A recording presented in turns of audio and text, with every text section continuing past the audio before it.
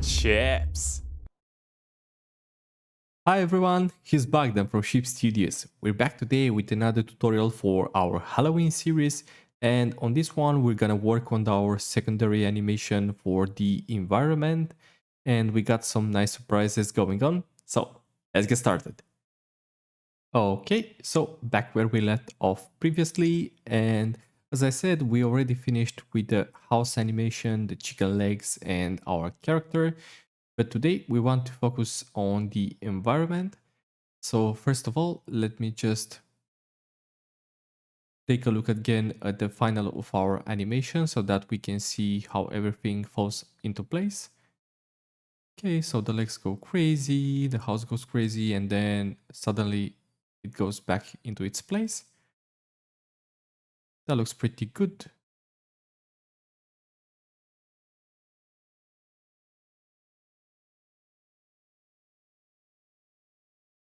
Now let's go to the layout view, and we are still into material preview. We'll have to get started on working in the render view, but first let me just get those unchecked for in front since we don't need them anymore.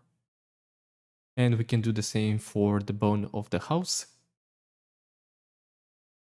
Oh, it wasn't actually here. Oh, okay. That's cool. Okay, so this is the frame where stuff actually starts happening. Because our wizard until now didn't cast his spells, so the emeralds, the water from the cauldron, the staff, and the emerald from the house shouldn't be lighted up. So we need to turn those off for now. And since the material is connected for some of those, it would be really easy. What I want to do is get the strength here down to 0. And I want to put a keyframe for that by pressing I right here. So we have the to hover with the mouse on the strength and press I. And also, since we are into shading, I want to get one more window here, a really small one, and I want right here a timeline. So we can get a better look at the animation itself.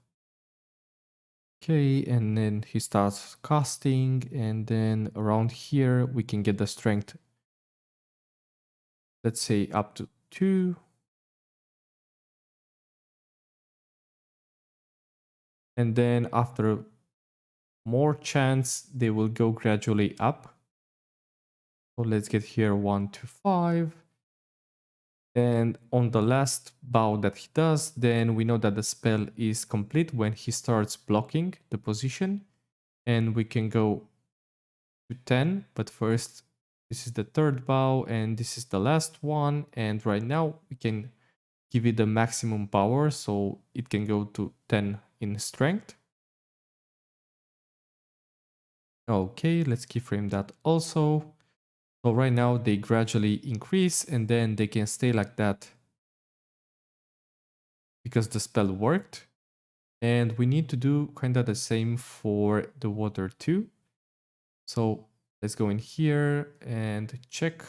So by the end, we can drag the power down again if we want. So let's say at frame 2680,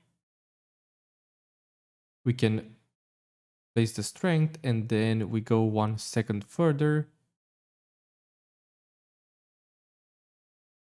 And then we can drag the strength down to 0 again.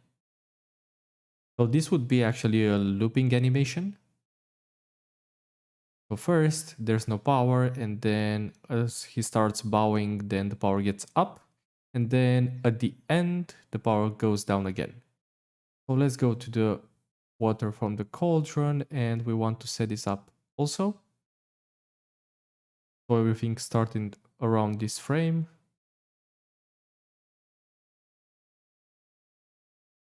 I think it was 1265.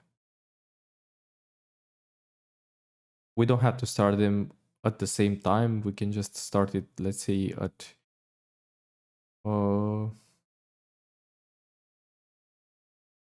we can start it here at 1300, and the water is simple right now. And as everything lights up at this part, so at 1560, then we can go with the strength for the emission shader. Okay, so now it lights up.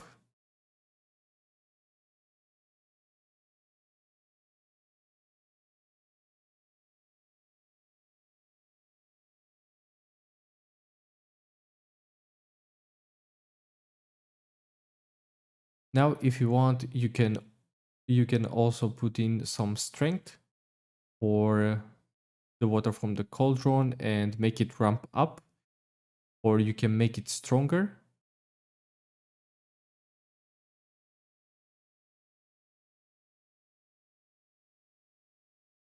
So let's go from 10 to 25. And yeah, that looks pretty good.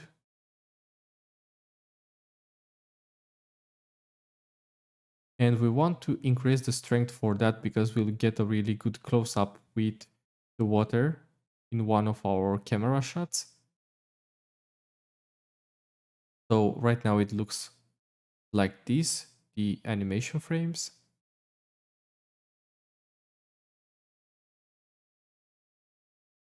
And if you want to add some more detail, you can also move around the texture from the cauldron. So like I said, it would be boiling water. So we want to set right here a position for the texture. And then when we go up in time to around this part, or let's say maybe till the end.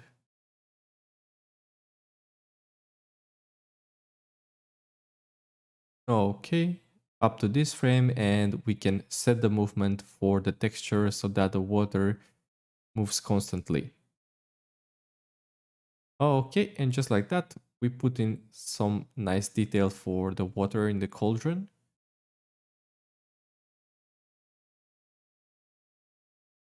And I actually want to have an effect on the secondary animation so that when the wizard casts the spell, then everything goes crazy, and then by the end, everything reverts back to normal. So as I said, we want a looping animation. So by the end, after everything calms down, the water should get into its initial position also. First, I also want to animate the water. We'll be having a camera shot that contains the water that we worked on. And even though the plane is still, we added some more detail to that mesh, and now we want to add some more detail as in movement for the texture. So that would give a false impression that the water is moving. So let's say by this point, so when the spell starts, go around this frame. So when the spell reaches its maximum potential, then we can give the water some movement just until then. And after the spell takes effect, then we can move the water back in place until the end. So it would be like a reverse movement. So if we go till the end, let's say 2800, then we can set it back to 0. And basically the water will go into one direction until this frame, and then it will revert to its initial position. So it looks like the time is getting rewinded.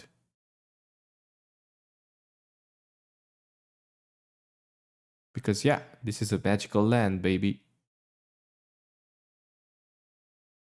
Okay, now I want to get on the animation for our clouds. So what I want to do for the clouds is basically the same that I did for the water. They would move, they would be moving all the same. So I want to block the position for the clouds, the starting position.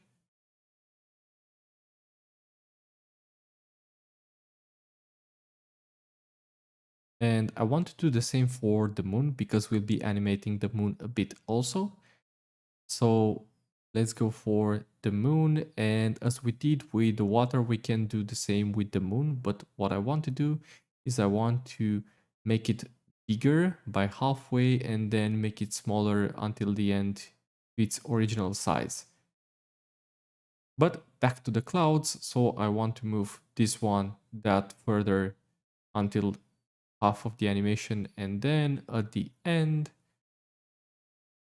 I want the cloud to get back into its original place. So we just copy the initial position.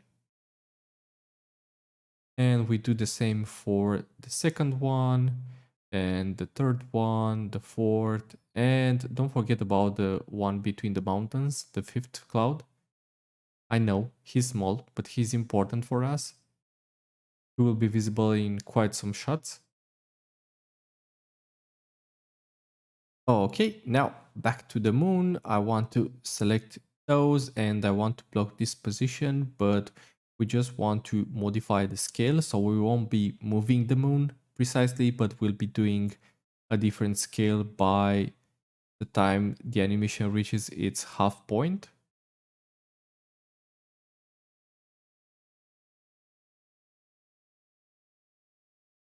So let me actually delete the keyframes because we don't need them. We'll be placing some keyframes just on the scale. So let's apply the scale. And then we set a higher scale. And by the end of the animation, it will just get back to its original size. So like I said, it's pretty much the same movement that I did for the water that would be happening for most of the assets. It's like time goes normally and then after the spell, time just reverts back. But since I don't want to move the moon, I'll just make it bigger and then get it back to its original size. So let's save. Okay, now what I want is to get the fog back in place. So our scene really starts to look nice at this point. And we want to set for the fog. We want to play around with the density and maybe with the position of the texture. So let's go the half point and let's set a keyframe for the density.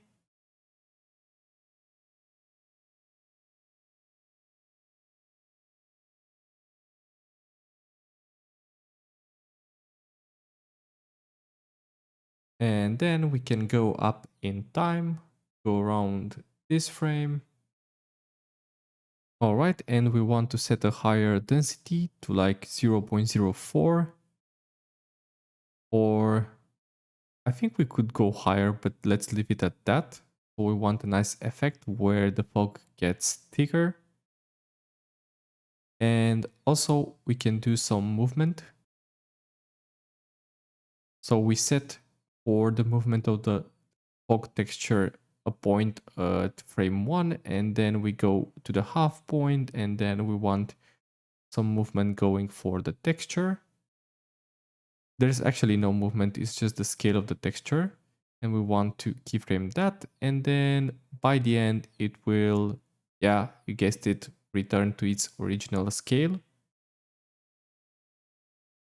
So we can just copy it from here and paste it here. And as you can see, now we have the fog moving into one direction and then reverting to its initial position.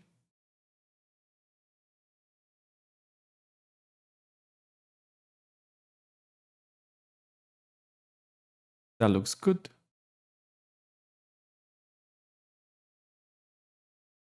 Now, if you want, you can play around with the color of the emission for our fog, but I don't think I'll be doing any of that because the results are really, really small and I don't want to play with that many elements. You'll just get flabbergasted by all the effects. Okay, so right now, what I want to do is play around a bit with the lights.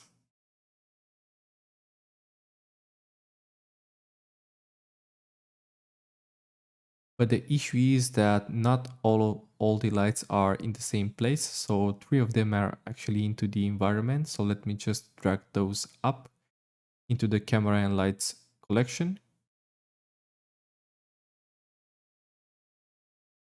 And what I did right here, I played around with the lights and I did pretty much the same effect that I made for the entire map. So at first it's a normal light, and then by the half point everything is moving, and after the half point everything turns crazy, then it turns back to the initial color position and power.